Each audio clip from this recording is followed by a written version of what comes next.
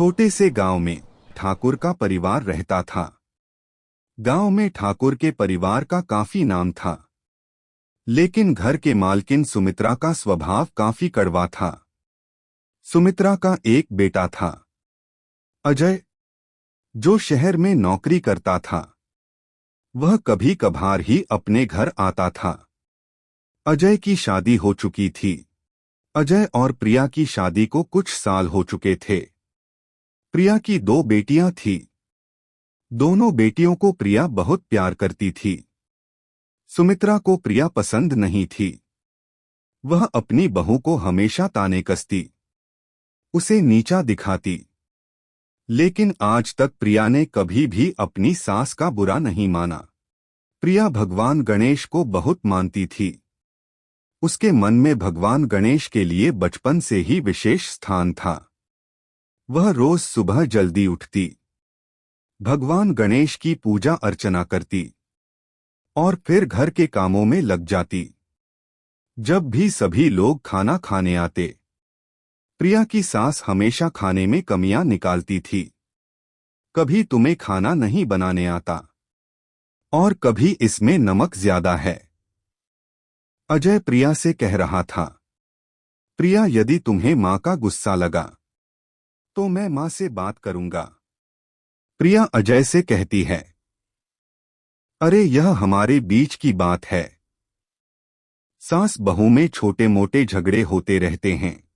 सुमित्रा देवी अपनी बहू को इसलिए नहीं पसंद करती थी क्योंकि उसकी दो बेटियां थीं। उसे अपने खानदान में एक वारिस चाहिए था।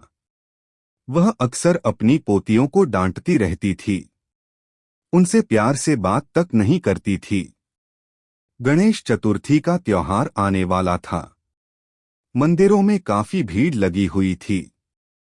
सभी बाजारों में साज सजावट हुई पड़ी थी और काफी चहल पहल थी। एक दिन प्रिया मंदिर में खड़ी गणेश की पूजा कर रही थी। अचानक से उसे चक्कर आ गया। सुमित्रा देवी दौड़ती हुई आई और उसने जल्दी से डॉक्टर को फोन किया। डॉक्टर ने प्रिया का चेकअप किया और उन्होंने अजय को बताया कि प्रिया मां बनने वाली है। अजय यह खबर सुनकर बहुत प्रसन्न हो जाता है। बाहर जाकर वे सबको बताता है कि प्रिया फिर से मां बनने वाली है। यह खबर सुनकर सुमित्रा देवी भी खुश हो जाती है। वह अंदर प्रिया को बधाई देने के लिए जाती हैं। लेकिन जब वह दोनों बेटियों को प्रिया के पास देखती है तो उसकी खुशी गुस्से में बदल जाती है। वह सोच रही थी कि फिर से अगर प्रिया की बेटी हो गई तो यह समाज क्या कहेगा। वह प्रिया के पास जाकर कहती है कि मुझे खुशी है, तुम फिर से मां बनने वाली हो, लेकिन इस बार मुझे लड़का चाहिए। यदि ऐसा नहीं हुआ तो मैं अपने बेटे की दूसरी शादी करवा दूंगी। अपनी सास की यह बात सुनकर प्रिया की आंखें भर आई। गणेश चतुर्थी का दिन आ गया था। ठाकुर के परिवार में गणेश चतुर्थी बड़ी धूमधाम से मनाई जाती है। सभी लोग उनके घर पर आए हुए थे। दूसरी तरफ उनकी बहू सास की बातों को याद करके मंदिर में खड़ी रो रही थी। उसके दिमाग में सास की बातें बार बार आ रही थी। अजय प्रिया के पास आता है और उससे कहता है, प्रिया, तुम यहां क्या कर रही हो? घर में गणेश की स्थापना हो चुकी है। प्रिया की आंखों में आंसू देखकर अजय उससे पूछता है, क्या हुआ प्रिया, तुम रो क्यों रही हो? प्रिया ना चाहते हुए भी सब कुछ अजय को बता देती है। जब उसे उसकी मां की बातों के बारे में पता चलता है तो वह अंदर से बहुत दुखी होता है और प्रिया से कहता है, मैं आज ही मां से बात करूंगा। अजय अपनी मां को समझाता है, मां, आपके और प्रिय में आज तक इतने छोटे मोटे झगड़े हुए हैं, लेकिन मैंने कभी भी ध्यान नहीं दिया। लेकिन आज आपने लड़के और लड़की में भेदभाव किया है, इसलिए मैं इस घर को छोड़कर जा रहा हूं। अजय अपनी पत्नी और बच्चों के साथ वहां से हमेशा के लिए चला जाता है। अजय उसकी पत्नी गांव में किराए के मकान में रहने के लिए आ जाते हैं। प्रिया अजय से कहती है, अजय हम वापस घर चलते हैं। लेकिन अजय प्रिया से कहता है, प्रिया मैं भी अपनी माँ और पिताजी को छोड़कर नहीं आना चाहता था। जिस दिन मेरी माँ की सोच बदल जाएगी, उनके स्वभाव में सुधार आएगा, उसे दिन हम वापस अपने घर चले जाएंगे। आज की यह बात सुनकर प्रिया बहुत प्रसन्न हुई। गांव में प्रिया ने देखा कि कुछ लोग गणेश की मूर्ति स्थापित कर रहे हैं। उसने भी सोचा कि वह भी अपने घर में 10 दिन तक गणेश की मूर्ति रखेगी। प्रिया ने भी बप्पा की मूर्ति अपने घर में स्थापित की और उसकी पूरे दिल से पूजा अर्चना की। प्रिया अगली सुबह जल्दी उठ गई थी। नहा धोकर उसने भगवान के लिए मोदक बनाए और उन्हें अर्पित किए। प्रिया का सारा परिवार रोज गणेश चतुर्थी की पूजा करता। प्रिया को अपनी सास की कमी खल रही थी।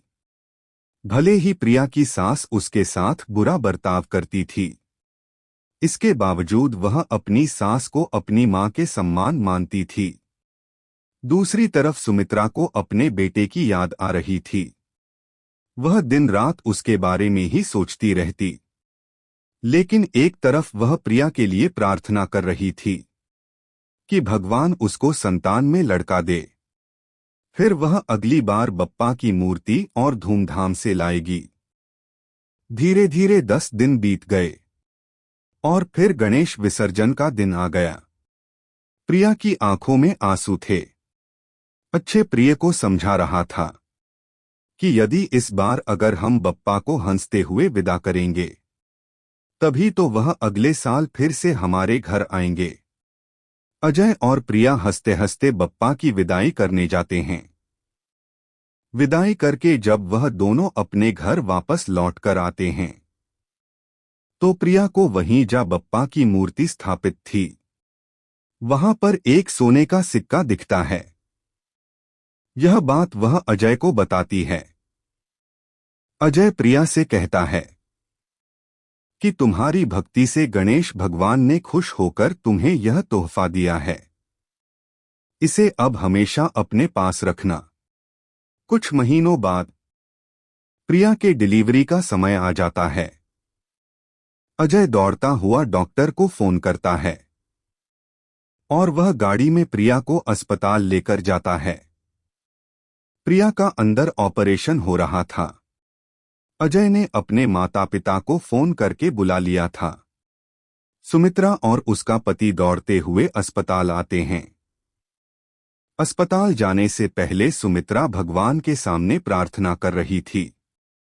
थोड़े समय बाद वह अस्पताल में पहुंच जाते हैं। अजय को उसकी मां कहती है, अजय तुम परेशान मत हो, जो होगा अच्छा होगा। अजय को लग रहा था कि अब उसकी मां का पुराना स्वभाव ठीक हो गया है।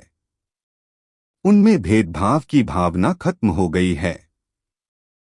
अंदर प्रिया ने बच्चे को जन्म दे दिया था और उसे लड़का हुआ था। डॉक्टर नर्स से कहते हैं, जाओ बाहर जाकर उनके घर वालों को बता दो कि इन्हें लड़का हुआ है। तभी गंभीर हालत में प्रिया होश में आती है। डॉक्टर को अपनी सास की सारी बातें बताती है। डॉक्टर उनके भेदभाव की बात सुनकर हैरान थे। उन्होंने प्रिया से कहा, प्रिया अब तुम परेशान मत हो, अब जो करेंगे हम करेंगे। प्रिया के घर वाले बाहर इंतजार कर रहे थे।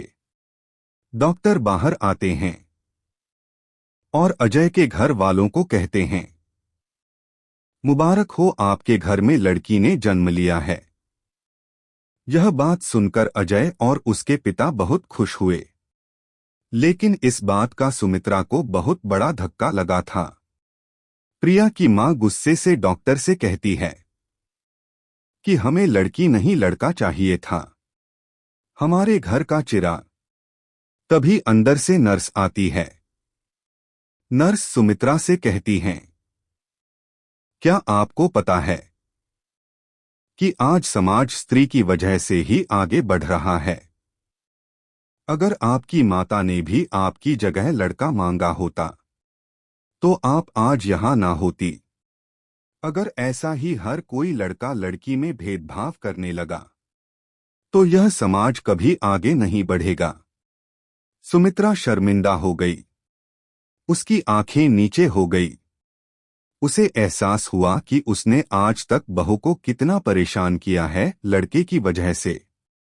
उसने डॉक्टर से माफी मांगी और कहा, अब मेरे अंदर भेदभाव की भावना खत्म हो गई है, मुझे माफ कर दे। डॉक्टर ने अजय के परिवार वालों से कहा कि अब आप अपनी बहू से मिल सकते हैं।